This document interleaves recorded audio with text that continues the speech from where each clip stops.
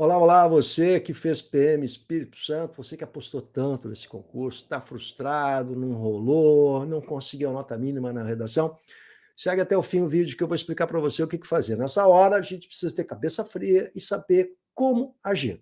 As saídas, as alternativas. E eu vou apontar nesse vídeo para você quais são as saídas e quais são as alternativas, qual a experiência que a gente tem de tantos anos trabalhando com redação em concurso público, o que a gente pode fazer diante dessa frustração de você não ter conseguido a nota mínima na redação. Meu nome é Ricardo Russo, eu sou professor de língua portuguesa, professor universitário, sou jornalista, trabalho há muito tempo com avaliação de redações, com cursos de redação e preparação para concurso público. Estou aqui à tua disposição para te ajudar e quero te passar algumas informações preciosas aí. Se você curtir, dá um joinha, bacaninha aí, te inscreve no canal, chama a galera, e a gente vai levar um papo bem sério agora, legal? Eu vou ser muito pragmático, muito funcional nessa hora, tentar botar a cabeça no lugar, legal? E pensar não do ponto de vista emocional, mas pensar do ponto de vista racional, o que a gente pode ter aprendido em função desse certame, dessa frustração, e o que a gente pode construir a partir disso. Então, vamos lá. Em primeiro lugar, gente, é muito frustrante, eu sei disso, é muito ruim quando a gente investe tempo, grana, muitos fizeram viagens e tiveram que gastar uma grana que muitas vezes não tinham para fazer esse concurso da PM e apostar nesse concurso da PM do Espírito Santo.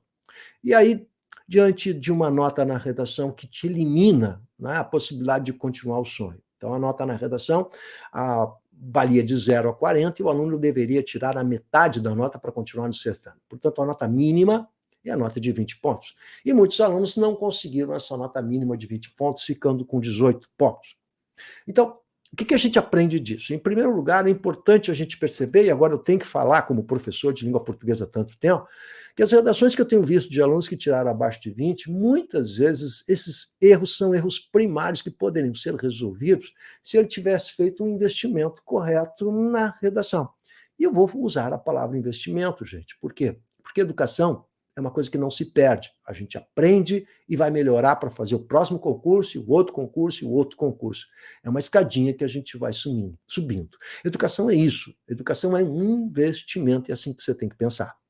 E com a redação não é diferente. A redação vai exigir de você treinamento. Então a gente observa, por exemplo, que alunos com muitos erros ortográficos e erros de pontuação, a parte de gramática, que é a modalidade número 5, item número 5 do critério de avaliação, valia 8 pontos cada critério, 5 vezes 8, 40, portanto, 5 critérios valendo 8 pontos, só ali o aluno poderia tirar a diferença e conseguir pelo menos a nota mínima. Erros de acentuação, basicamente, erros, de um modo geral, de ortografia. Que se ele fizesse um trabalho aí de 2 meses intensivo, produzindo redações semanais, ele iria diminuir esses erros, porque quando a gente trabalha individualmente a redação do aluno, você vai trabalhando também as questões de gramática em cima dos erros que esse aluno vai cometendo. Então, 2 meses intensivos de trabalho poderiam ter resolvido o problema desse aluno. Erros estruturais. Por exemplo, o aluno faz parágrafos de desenvolvimento com apenas um único período, ele não sabe a diferença entre período e parágrafo. Isso sem contar outras questões relacionadas à redação argumentativa, que exige a argumentação, desenvolvimento de uma ideia. Se você faz uma afirmação, você precisa argumentar essa afirmação. E muitos candidatos não fizeram argumentação, portanto, acabaram fazendo uma redação, na verdade, uma dissertação expositiva. São problemas muito pontuais, né? A questão da coesão textual também, a coesão referencial, a coesão entre os parágrafos e intraparágrafos, que também é uma questão muito técnica e fácil de ser resolvida com algum treinamento. Então, se o aluno tivesse feito um treinamento e feito um investimento na redação, e precisa ter treinamento, não adianta, eu vou insistir com vocês, não adianta você ficar baixando videozinhos e assistindo aulinhas de redação se você não pratica a redação e não tem uma correção muito apurada do seu texto, tem que ser muito bem feita a correção, com uma devolutiva para mostrar para vocês os erros. Se tudo isso fosse feito, o aluno não teria tirado essa nota tão baixa. Então, eu, como professor, eu lamento porque eu percebo que aquele aluno, com um pouco de investimento, ele teria conseguido ultrapassar essa primeira barreira, que é a redação lá na PM do Espírito Santo. Isso é a primeira coisa que eu quero deixar bem clara. E a gente tem que aprender com isso, né, gente? Então, por que não deu? Ora, eu vou ter que investir mais nessa área. Ora, eu vou ter que estudar mais. Se eu quero uma área de polícia, uma carreira militar, a redação é uma imposição e o peso da redação é definitivo, é muito grande. No caso dessa prova, ela valia 120 pontos a prova, a primeira prova, e dos 120, 40 pontos a redação e 20 pontos a parte de gramática. Ora, quando eu estudo isso com o aluno, eu estudo 40 mais 20, são 60. Metade dessa primeira prova era redação e língua portuguesa. Então, esse é o ponto de partida para você começar a sua preparação. E aí eu preciso fazer um investimento adequado. Não adianta você ficar assistindo a vídeos, não adianta você ficar pegando coisas gratuitas na internet, porque elas não vão resolver o seu problema. Você está muito tempo sem trabalhar a redação e precisa treinar. E a gente essas coisas não são milagrosas, elas não caem do céu. Ah, eu vou botar aqui, eu vi um videozinho ali, eu sei que tem que botar um elemento coesivo aqui, ali. Não é assim que funciona. Então, a primeira coisa tem que ficar a aprendizagem disso e lembrar que educação é um processo de construção. Se você estudar agora, isso você não vai perder e os próximos concursos você estará mais bem preparado. Segundo ponto. Professor, entrei com recurso administrativo e gostaria de verificar a possibilidade de entrar com recurso judicial. Então, vamos lá. Agora, o resto do nosso vídeo nós vamos falar sobre isso, né? Eu falei como professor, eu estou te dando conselhos, estou te dizendo como que a gente tem que fazer para estudar. Agora eu vou lá para aquele que está indignado e que está pensando em entrar com recurso judicial. E eu vou ser muito objetivo para não ficar enrolando e vou ser muito objetivo com você. Então, presta atenção. Olha só, é possível entrar com recurso judicial? Claro que é possível. Nós estamos num sistema democrático, eu posso contestar essa nota, desde que eu tenha base para fazer essa contestação. Tá, e como é que eu faço, professor? A primeira coisa, pega no meu WhatsApp, manda a sua redação para eu verificar se é possível ou não. Então eu vou dizer para você, olha, você vai perder seu tempo. Se existe algum conceito ali cuja nota não estava legal, algum item daqueles 5 itens ali de correção da OACP que não foram bem feitos, se o recurso administrativo não foi preciso na sua análise, enfim, aí se houver uma brecha e uma possibilidade de você aumentar 2, 3, 4 pontinhos, a gente pode tentar. Legal? Então, como é que funciona isso? Você precisa de um professor de língua portuguesa que vai fazer uma análise técnica, agora já não é mais um recurso administrativo, portanto é um recurso agora que precisa de uma bibliografia e muito mais análise e comparações.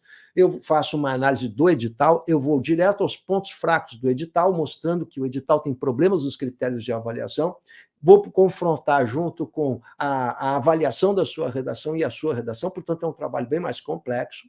Mas você vai precisar desse trabalho, esse é o ponto de partida. Legal? Então, é possível? Sim, é possível. Então, vamos fazer? Você precisa, então, de um professor de português que vai fazer com experiência, ouça-me, com experiência nessa área. Não é qualquer professor de português que sabe fazer isso. Tem que ser um cara com expertise na área de avaliações e recursos. Legal? Então, você vai fazer esse recurso, o professor vai montar esse recurso e você vai precisar de um advogado para entrar na justiça. Ah, prof, eu queria um bom advogado. Eu trabalho com alguns advogados, mas você vai procurar um advogado que vai achar mais conveniente. Muito bem. Tá bom. Tem que ser um advogado também com experiência nessa área. Então, vou dar a vocês a minha experiência, legal?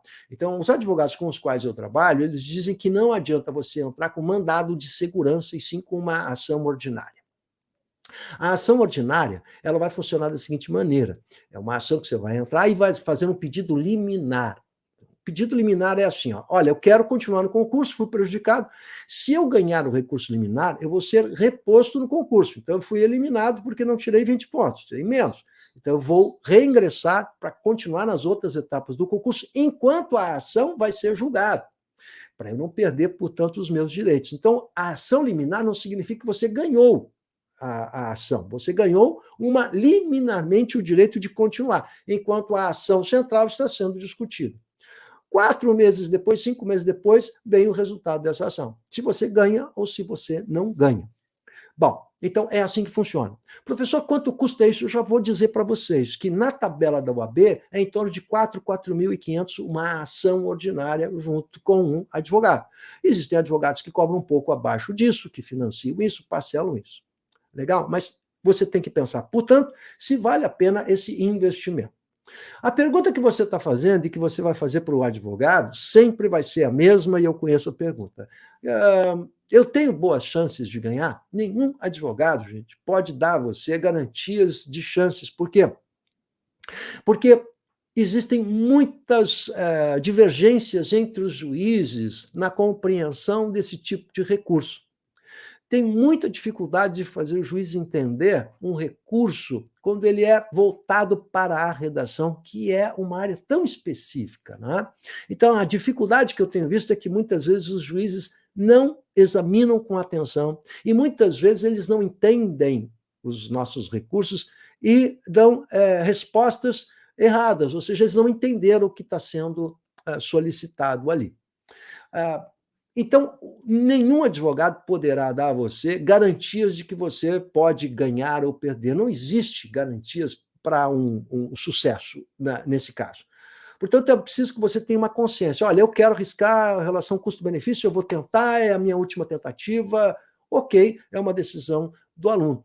Mas não existe, vou insistir aqui, não existe nada que garanta essa possibilidade ou que possa dizer, percentualmente, ninguém pode dar um percentual de vitória ou não. Porque cada juiz tem uma compreensão diferenciada, né? Depende de uma série de coisas. Mas entrando com uma ação ordinária, é possível ainda entrar com outro recurso, se não der certo na primeira vez, né? Então, há outras formas de você buscar isso. O que significa dizer que é uma tentativa, e a gente tem que encarar isso como uma tentativa. Então, eu tenho dois caminhos para você. Ou você tenta um recurso judicial, ou você continua estudando e se preparando. São várias formas de entender esse processo, legal? Mas, prof, eu queria saber um pouquinho mais como funciona isso, enfim, conversar com o advogado, enfim. Você tem aí o meu WhatsApp que eu estou deixando na descrição do vídeo. Eu fico à tua disposição para te ajudar. Você quer mandar redação, enfim, você quer ouvir sugestões, quer que eu converse um pouco mais com você sobre isso, estamos junto aí. Legal? E vamos estudar para as próximas provas. Estamos preparados para isso também. Vamos tirar notas muito boas. Vamos tirar isso como uma boa experiência também. Acho que é outra leitura que a gente pode fazer do resultado da PM do Espírito Santo. Estamos junto aí, galera, hein?